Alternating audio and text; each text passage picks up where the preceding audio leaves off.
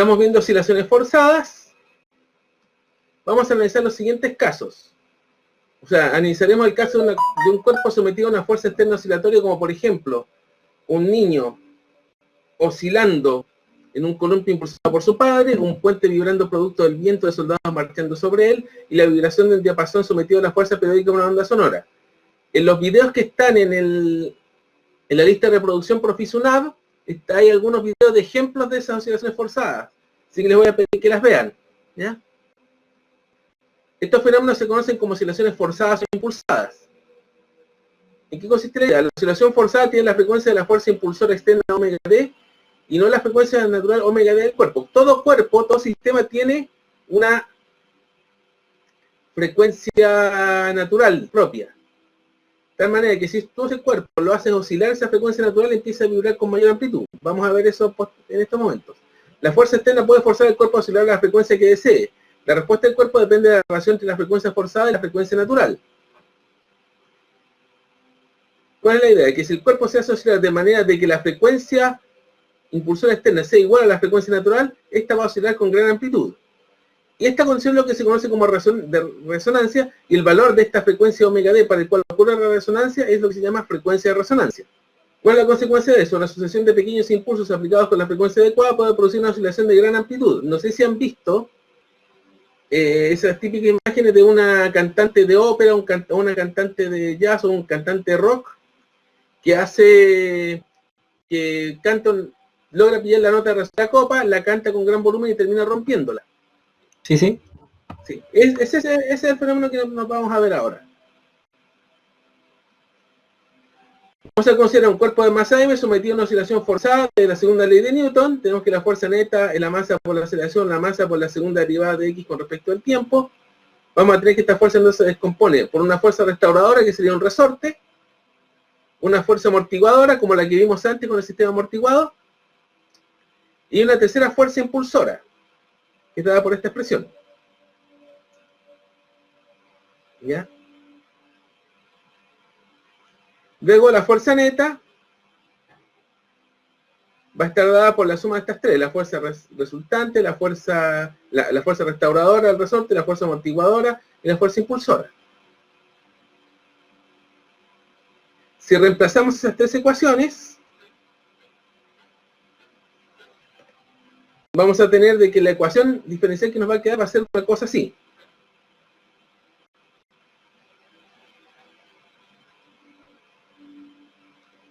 Y la solución de esta ecuación diferencial va a ser esta expresión más o menos compleja, x de t, que es f m por g por seno de una cierta expresión, donde tenemos este valor g que va a ser una constante que va a depender de la masa, va a depender de la fuerza impulsora, va a depender de la fuerza de resonancia, va a depender del factor B, la frecuencia natural, que va a depender en este caso de k, de m, de b al cuadrado, y de b y m, una expresión similar a la que vimos para el caso amortiguado, y esta es el desfase. Estas expresiones ustedes van a tener que anotarlas en su formulario, o en lo que ocupen.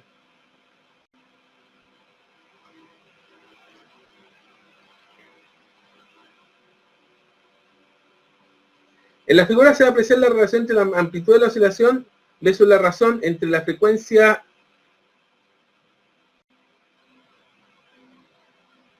impulsora y la frecuencia natural, la frecuencia de oscilación forzada y la frecuencia de resonancia. Ahí tenemos los gráficos, vemos de que cuando esta razón es 1, que significa que la frecuencia impulsora es igual a la frecuencia de resonancia, esto tiene un pic, y esto tiene que ver con la amplitud de la oscilación. Y aquí vemos que el B va disminuyendo. 1 por raíz de k por m, 0,7 raíz de k por m, 0,4, 0,2. Mientras menor es el B, mayor es la amplitud máxima de resonancia. Vemos en este cuadro, a mayor amortiguación, o sea, B más grande, el pico se ensancha, el pico se hace menos agudo, el pico se desplaza hacia frecuencias más bajas, y si B es mayor a raíz de 2km, el pico va a desaparecer por completo. O sea, para estos sistemas conviene que haya una atenuación importante.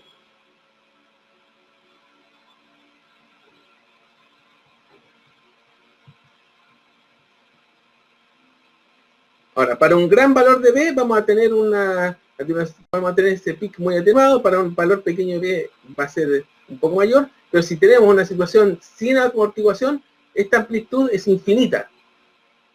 Matemáticamente va a tender a ser infinita, por lo tanto, la amplitud va a ser muy grande y va obviamente a superar cualquier límite de resistencia de materiales que tenga el sistema, que sería el caso de la copa que se rompe. ¿Qué pasaría para el caso sin amortiguación? B igual a 0, tendríamos una situación así, donde para la frecuencia para la condición de resonancia, aquí tenemos las expresiones generales, G tendería a M por la diferencia de las frecuencias de impulso y de resonancia, el desfase sería más o menos pi medios, y el ET tendería a esta expresión que tenemos acá, coseno omega D por T. Para condición de resonancia, omega D va a ser igual a omega M, este G va a tender a 0, y por lo tanto el X de T tiende a infinito. ¿Qué significa esto? Que si no hay amortiguación, la fuerza impulsora agrega permanentemente energía al sistema sin que nada la disipe, por lo tanto la amplitud de la oscilación se hace cada vez más grande, pudiendo llegar a sobrepasar la tolerancia del cuerpo y eventualmente provocar un colapso.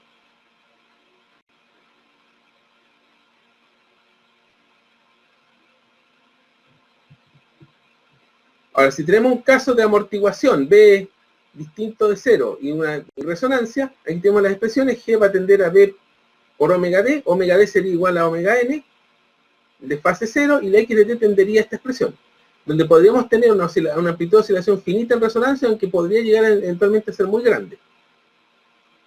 ¿Ya?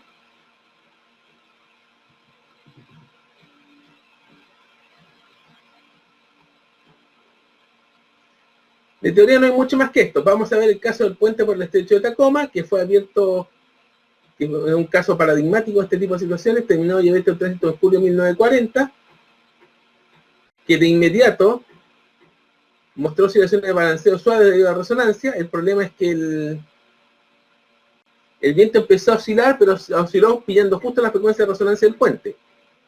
Y eso llevó a que desarrollara violentas oscilaciones torsionantes en amplitudes de 35 grados con una frecuencia aproximada de 0,2 Hz, lo que determinó que el puente se rompiera, haciendo que el clavo principal se rompiera, haciendo que la losa del puente se cayera al agua. Y también existe una historia de que un caso antiguo de militares marchando que cruzaron un puente colgante y justo marcharon en la frecuencia de resonancia del puente y resulta que se echaron el puente. A partir de ahí, a partir de ese momento, se ha establecido que cuando los soldados llegan a un puente, rompen la marcha y caminan normalmente.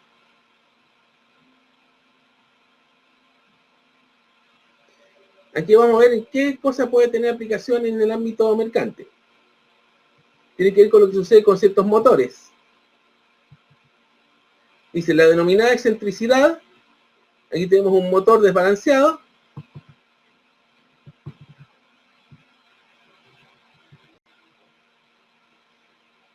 es el origen de desbalance rotacional de centrífugos. Resulta que en un eje, debido al desgaste, se produce un mayor peso de un lado del eje de rotación que del otro, lo que provoca una fuerza periódica forzante que puede considerarse de igual frecuencia que la rotación de la máquina rotatoria. O sea, cuando por desgaste se desbalancea este disco que gira, se produce una fuerza forzante. Y la magnitud amplitud de la fuerza forzante se puede calcular como M, que es la masa que genera el desbalance en kilogramos, hasta M minúsculas, la E, que es la excentricidad de la masa que está desbalanceada en metros, que sería la distancia de la masa del desbalance del centro de giro. Omega sería la frecuencia angular de rotación de la máquina en radianes partido por segundo, y F0 es la amplitud de la fuerza centrífuga de desbalance en newtons. Esto se da habitualmente, por ejemplo, en lavadoras que están muy cargadas. De hecho, el otro día yo lavé la ropa sucia y noté que una de las lavadoras empezaba a oscilar. Y eso se debe a que tenés justamente la lavadora en la que tenía más peso. Y se nos va a provocar un desbalance en el Fx, que sería F0 coseno de omega t, y Fi coseno de omega t. Que es una fuerza externa que hace que esta cosa empiece a oscilar.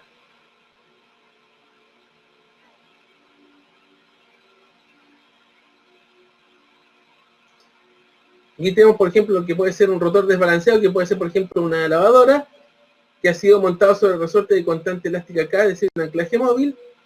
Si ponemos a rotar el motor, va a adquirir un movimiento oscilatorio complejo que puede descomponerse en varias direcciones. También puede descomponerse este ventilador en voladizo que tenemos acá, montado en la viga.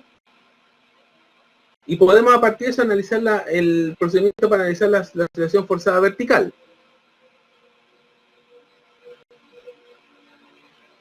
Se empieza a variar lentamente la velocidad de rotación de la máquina y se obtiene en cada caso la amplitud de la oscilación vertical. Podemos establecer una gráfica que muestre el crecimiento hasta alcanzar la amplitud de resonancia con la amplitud de su valor máximo, para luego comenzar una disminución y hacerse prácticamente constante a velocidades más altas. Aquí eso se aprecia en este gráfico.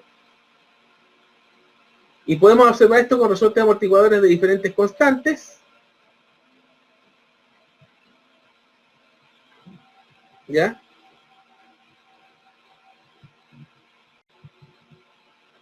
Tengo que sacar una cuestión que me impide leer. Ahí está. Elásticas K1, K2, con lo que tenemos diferentes gráficas de resonancia similares, cada cual con su propia frecuencia de resonancia. El K, o sea, que en este caso la frecuencia de resonancia depende del K. Esto muestra que la frecuencia de resonancia no solo depende de la máquina y su condición, sino también del anclaje, es decir, de los constantes de los resortes.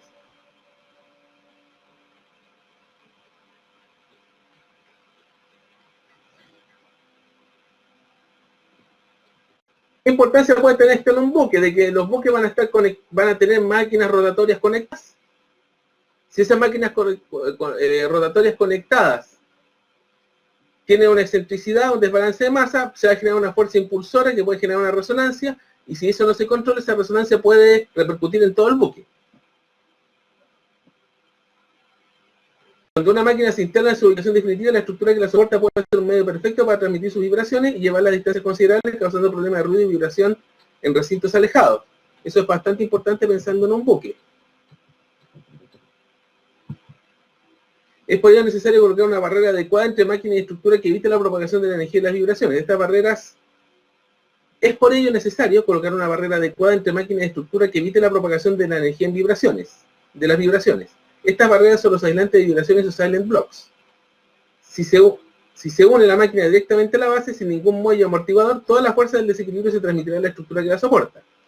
Decimos entonces que la transmisibilidad es igual al 100%, entendiéndose esta como la relación entre la fuerza transmitida y la causante de la vibración. Asimismo diremos que en este caso que el aislamiento es cero. O sea, todas las máquinas que se instalen tienen que tener una cierta vibración de tal manera, una cierta aislamiento de tal manera que cualquier vibración que se produzca queda aislada y no afecta al resto.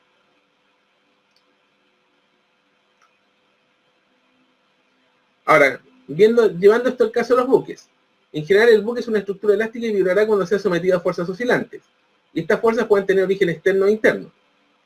Las fuerzas externas tienen su origen en las fuerzas no balanceadas de las maquinarias principales y la auxiliar, es decir, maquinarias rotatorias como turbinas o motores eléctricos, las que producen fuerza de poca amplitud pero alta frecuencia, máquinas reciprocantes como motores de émbolo pistón, tales como los diésel que al contrario de los anteriores producen fuerza de gran magnitud pero baja frecuencia, y sistemas de propulsión que son ejes nodos y hélices no balanceadas que pueden provocar un origen adicional de vibraciones.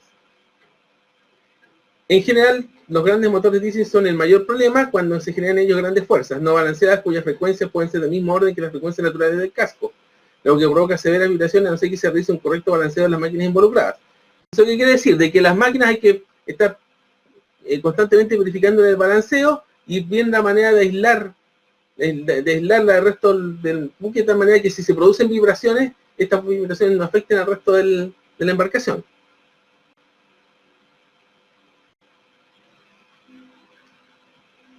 En general, las estructuras del buque presentan dos tipos de respuesta de forzamiento. Una que se llama vibraciones locales, que están referidas a una pequeña parte de la estructura, tal como un área de cubierta, usualmente con frecuencias altas y baja amplitud, a diferencia de la del casco. Generalmente, el fabricante evita maquinarias cuyas frecuencias forzantes estén cerca de las naturales de la estructura, aunque usualmente este problema se arregla in situ más que en la sala de diseño. O sea, en este momento, ustedes cuando compren la máquina tienen que estar atentos a cómo es la frecuencia de vibración de la máquina con respecto a la frecuencia de vibración de el buque. Y si hay un problema de que está muy cerca, hay que ver la manera de ajustarlo en el momento de instalarla. En el caso de las vibraciones del casco, este tipo de vibraciones pueden requerir una gran inversión de dinero para ser eliminadas, por lo que su posible aparición debe ser considerada en el diseño del buque. Estas vibraciones se manifiestan usualmente como oscilaciones de flexión vertical o horizontal o torsionales. Ahí tenemos vibraciones que pueden ser de 2, 3 o 4 nodos, dependiendo de cómo esté distribuido el buque. Podremos tener vibraciones de diferentes tipos y esto va a ser complicado dependiendo de la magnitud de la oscilación. Esto va a complicar podría complicar en términos materiales al buque. Por eso son cosas que hay que preverlas en el caso de las vibraciones de casco a nivel de diseño. ¿Ya? Y esto sería lo que tengo respecto a esta materia.